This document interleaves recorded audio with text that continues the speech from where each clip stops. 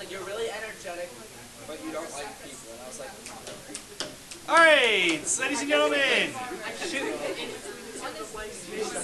All right, ladies and gentlemen, class recording has started. So, did you not see me hit the button? I can't see it. Okay, I suppose that's true. You can't. So here, hold on.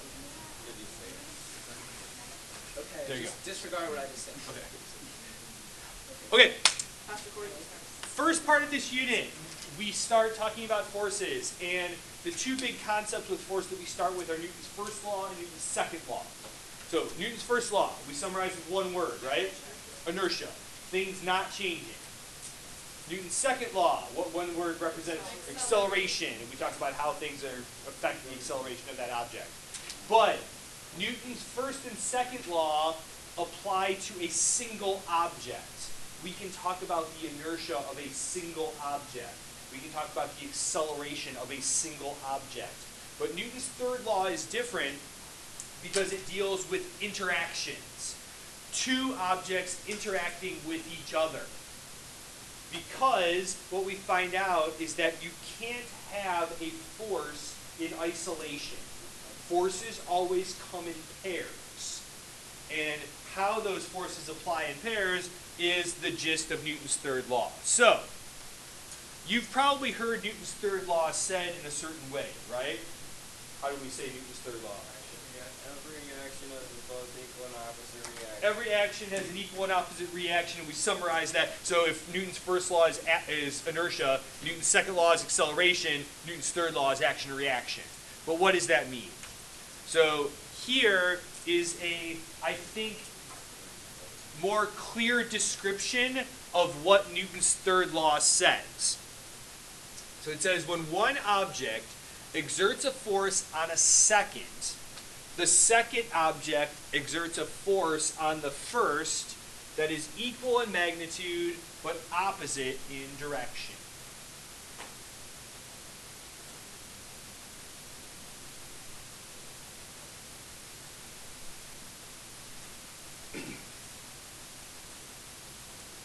And we call these forces that are equal in magnitude, opposite in direction, action-reaction forces, or sometimes action-reaction pairs.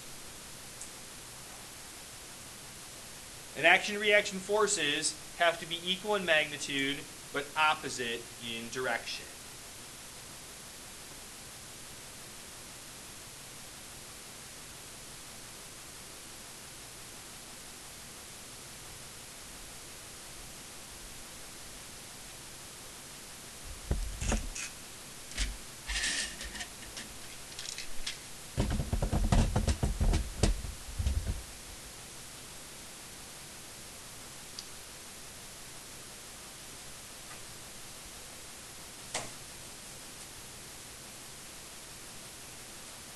All right, good? Okay, so blue cart, red cart. Blue cart has the spring on it, right? If we compress the spring, it shoots out. So if I put the two cars together, blue is going to push on red. So what's red going to do? Well, what's going to happen to red because of what blue is doing to it? It's going to accelerate towards your guys' left, right? But if we let them go, that's not the only thing that happens, right? The blue car, even though it technically pushed the red car, started moving back to your guys' right. Meaning, what has to be true about this blue car? It accelerated. And if it accelerated, what had to happen to it? A force had to be applied to it, because that's what forces do. Forces cause acceleration. So even though blue pushed on red, automatically red pushes back on blue. How hard does red push back on blue? Equal in magnitude, right? But because they end up moving opposite directions, opposite in direction, right? So if you go back to the subtitle of the beginning, right? Striped girl pushes on blue girl, right? So blue girl will experience a force. And because of that, what will start happening to blue girl? Start accelerating to the right. But, just like we saw in our demonstration with the carts, if striped girl pushes on blue girl, why does this keep doing this? It's driving me crazy. Automatically, blue girl pushes back on striped girl with the same force, but in the opposite direction. And so now, hopefully we'll see if this works here. What? Say again? I don't know, never mind. No, say it. No, I said if they want to. All right. Now let's talk about that, right? Yeah. Yes. Okay. So here, I can make blue stay still, but red go away. Right? Does that mean that red didn't push back on blue in this case? No. There was another force on blue, specifically, like technically if I push here, it's friction. If I put it here, it's my hand, right? So the two forces interact with one another, but what happens to those objects doesn't just depend on those two forces, it also depends on all the other forces, right? So here, in this case, if striped girl wasn't wearing rollerblades and she pushed on blue girl would start moving, but striped girl wouldn't go anywhere. Wouldn't go anywhere. I don't know why I put that emphasis in that weird place like that, right? So, but that's not because blue girl didn't apply the force back. It was because there was friction between striped girl's feet and the floor that keeps her from going anywhere. Does that make sense? Yeah. Okay. So, right? Both girls end up moving, but in opposite directions. Okay. Good with that. All right. Here's the problem that a lot of people run into when we deal with Newton's third law. And you and your problems are the same as the cartoon that's on the back of your outline. So why don't you flip it over to the back of your outline, and let's take a look at this horse, okay? So, this farmer who's sitting in his cart says, "Giddy up, pull this cart so we can get going." And the horse says, "For me to pull the cart would be a futile effort." First, are we familiar with futile? No. Right? Means like impossible, not worth it, or like, that might come up as a vocab word later on. So if it shows up in vocab, you can be like, I know what that means, right? So anyway, so the horse says, "For me to pull the cart would be a futile effort. I can't do it. It wouldn't help us." Okay? And his reasoning goes like this. You see, if I pull on the cart will pull back on me. By Newton's third law, the forces are equal and opposite, so they'll cancel out. A zero net force won't get us going. This is a problem, right? Newton's law says that these forces are equal and opposite. We learned earlier in this unit that if you have two forces that have the same magnitude but different directions, what's the net force? Zero. And that object is in what? Equilibrium. And equilibrium means nothing changes. So if Newton's third law was true, at least how the horse was describing it, what would never happen? Nothing would ever move. That's clearly not the case. So there has to be something wrong either with Newton's third law or this horse's logic. All right? He's a talking horse. Yeah. He's got some issues, right? But, so, I mean, probably a good guess is that there's something wrong with the horse's logic, seeing as how Newton's third law keeps making it into textbooks over and over again. But, let's talk about why. So, in order to do this, we need to examine three objects, and you have those objects in silhouette on your outline in the back page. Here might be a good time for you to use your colors, okay? All right. To start this whole process, this is the first thing that happens. the horse applies a force to the cart. I used to it right. Perfect. The horse applies a force to the cart. Newton's third law says that if the horse applies a force to the cart, I know it's gonna, I have to be real careful every time I say it, because if the horse applies a force to the cart, what automatically has to happen? The cart applies a force to the horse. Okay? All right, notice those are the same color. What else should they be? The same length, right? Because the length of these arrows represents what, Edie? The amount of newtons, or if we want to use our fancy words, Edie, the magnitude of that force, right? So, do these forces cancel each other out?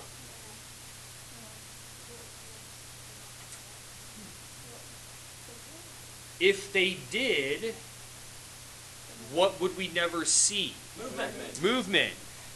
Clearly, this movement happens, right? You may have never, have you ever ridden on a hayride at the, on fall or whatever, right? Okay. So, logic tells us that these forces can't cancel each other out. Okay? And they don't, and there's a reason why.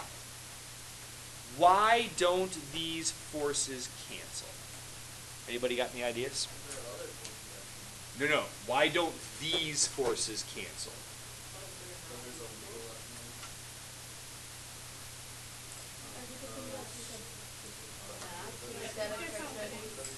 What? Well, let's first talk about these forces, because this is important. Okay?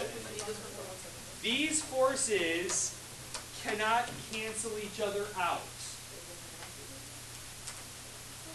Let's look at these things in isolation. Okay?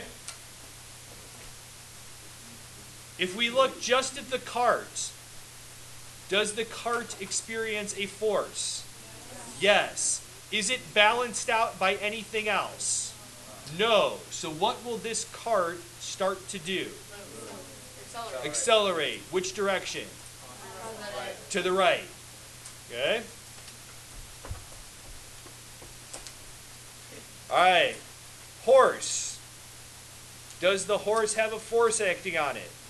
Yes. Is it balanced by anything else? No.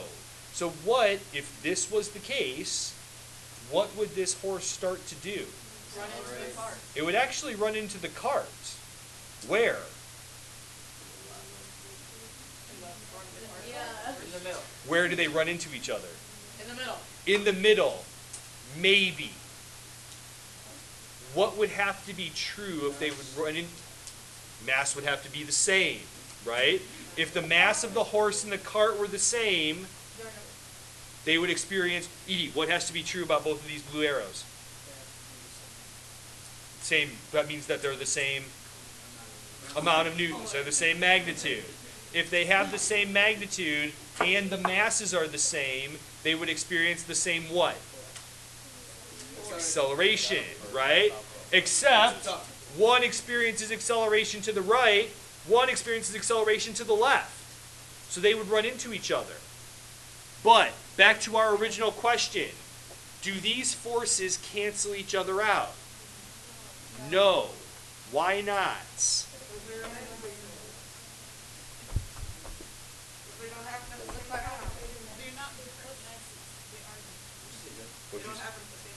They happen at the same time. What's not the same? I said that earlier. You said that. Location. Oh, dang it. One of these forces acts on what? The cart. One of these forces acts on the horse. Can two forces that act on different objects cancel each other out? No. Why do the gravity and the track cancel each other out on this cart? That force is 0. Because they both act on what? One object. They both act on the cart. they can cancel each other out. These two forces, even though they're the same magnitude but different direction, cannot cancel each other out because they don't act on the same object. So Newton's third law that says equal and opposite reaction, two forces, same magnitude, different direction, don't cancel each other out because they never act on the same object. Okay? Is that good? That's an important one. Okay? Now, let's get to the rest of this problem. Is this the only thing that's going on in this problem? No, because if it was, like we established, what would happen to this horse and this cart? They'd run into each other somewhere in the middle. There has to be... It's like a bird. So, yeah. There has to be another force acting on this horse. It has to be, Nora, it has to be greater than blue. Because what does the horse actually do? Move in which direction? To the right. Okay? So there has to be a net force to the right, and the only way that happens is for red to be greater than blue. Okay? But, going back to our beginning situation, can I only have one red force on my drawing? Forces come in pairs. There has to be another pair, right? What's the other part of this situation? The ground. Okay? Earth, not drawn to scale. Okay? So, just in case, right? So when you go to study for the quiz next week, like I got to remember this is not drawn to scale. It's So. like when you think the OA and it's like this is 10 by 15 miles long, Not drawn to scale. So. All right. Let's, instead of doing this first, let's handle a easier situation to visualize. Let's handle jumping. Okay? No.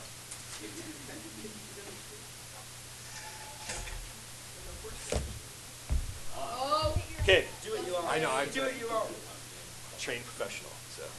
You won't do it.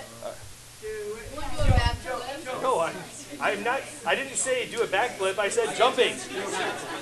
All right. So. What? That was my joke. Okay. So, in order to jump, right? Right now, what's the net force acting on me? Zero. Right? In order for me to jump, there has to be an upwards force greater than gravity. Yes? Okay. Where does that force come from? Your legs. What do my legs actually do? My legs push on the ground. But if I push on the ground, what automatically happens? The ground pushes up on me. So as long as I push on the ground harder than gravity's pulling on me, I will start accelerating in the upward direction. Okay? Now, going back to something similar to this situation. If I experience a force upward, I'm going to start moving upward. But what else has to happen? Gravity does eventually catch up to me and bring me back down. Let's talk about at the moment I leave the ground. What has to happen? No, say it. The ground has to go in the opposite direction. All right? Say again.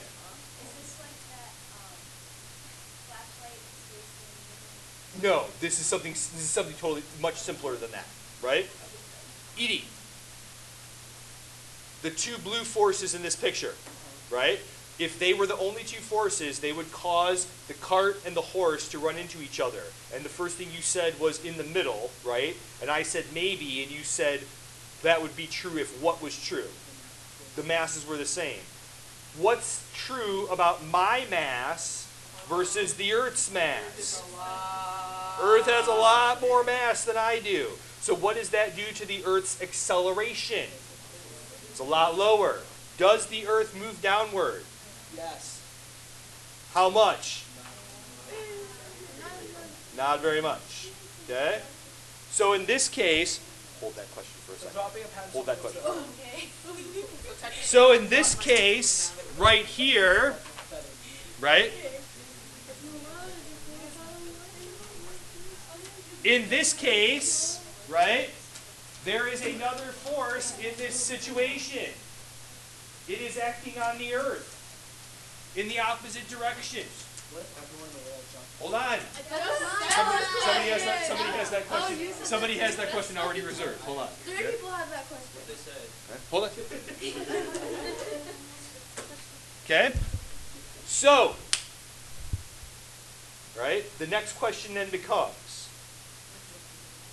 what if there's, so let me simplify first, okay? What if there's another teacher in Australia that even Australia is not directly across from us, but there's somewhere in the middle of the ocean, right? Okay. For the sake of the demonstration, right? Okay. If there was another teacher in Australia who jumped at the same time I did, would the Earth move? No. Why not? Those two forces, me pushing on the Earth down, well, this way, I can't say downward, because downward in Australia is downward, but it's, you know what I'm saying? Right? So, what? Exactly, yes. Right? If I push on the Earth this way, and the Australia teacher pushes on the Earth this way, do those forces cancel each other out? Yes, because why? They're on the same object. They're both on the Earth. Those forces cancel. If everybody in the world jumps at the same time, what happens? Nothing. Well, what if, Oh my God. but what if they're all in the same place? Okay? Or like, relatively the same place? Okay. So that's a different situation. If they were all in the same place, then what would happen? And I'll tell you this. Okay? Last year, one of my physics classes last year worked it out. We actually did the calculations and stuff like that. I will post it on Google Classroom before I go home today, so you can take a look and see what it says. Okay? What? Well, assuming, I mean, there's much bigger logistical problems with getting everybody in the same place to jump than when they hit the ground, you know. So, all right. So to summarize this situation right here, right? Action-reaction forces don't cancel each other out because they act on different objects. Okay? So when the horse says, I can't pull on the cart because it'll pull back on me and those forces will cancel, that's not true. Okay? The farmer knows that. So he says, hey, you just push on the earth and then the earth will push you forward. And so that happens. And then this farmer just totally throws shade on this horse, and he's like, "Hey, this ground is doing a great job." Because and then the horse says something that maybe you guys have thought yourself before: physics, grumble, physics. All right, so if you have not done so, there is some homework assignment on the calendar about Newton's third law. We'll wrap up conservation of momentum on Monday, then we'll probably lab on Tuesday and Wednesday. Hey, take a look for the calculation about person jumping if you would like over the weekend.